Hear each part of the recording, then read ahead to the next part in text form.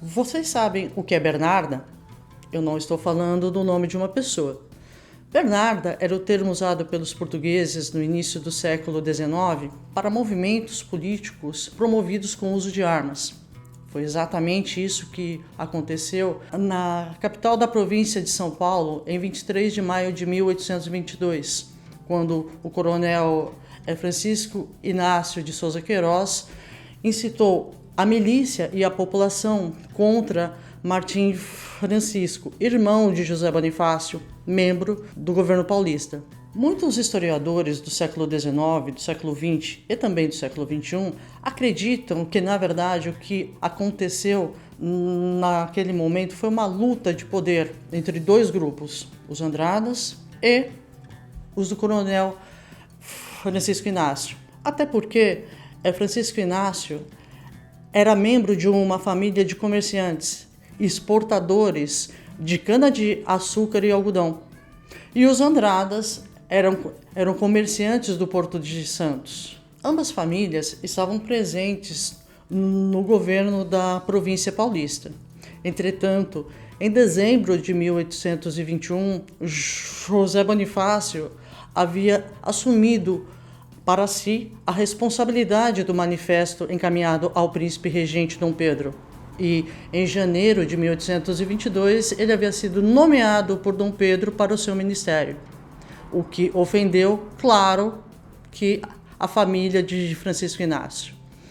E não apenas a família do coronel, mas também do próprio presidente da província paulista, João Carlos Oehrhausen, que era um experiente político, que havia ocupado cargos em várias outras províncias antes de assumir o governo de São Paulo.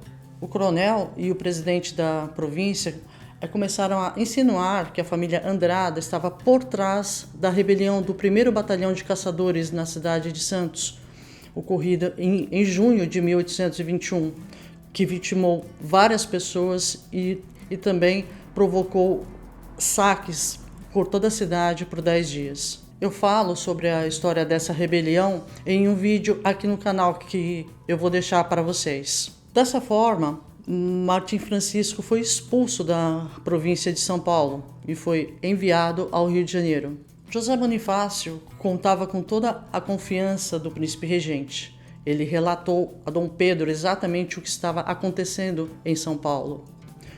O príncipe ficou alarmado, até porque São Paulo, ao lado de Rio de Janeiro, Minas Gerais e Rio Grande do Sul, eram os alicerces de apoio do governo de Dom Pedro. Ele temia não apenas que São Paulo pudesse pender para o lado das cortes de Lisboa, mas também, inclusive, por um movimento separatista, o que era muito comum nas províncias brasileiras naquele período do século XIX. Dom Pedro ordenou que o presidente da província se apresentasse a ele no Rio de Janeiro, só que o pedido foi negado. Por esse motivo, Dom Pedro optou por ir pessoalmente a São Paulo e ver o que realmente estava ocorrendo na província e aproveitar também para examinar todas as fortalezas de Santos.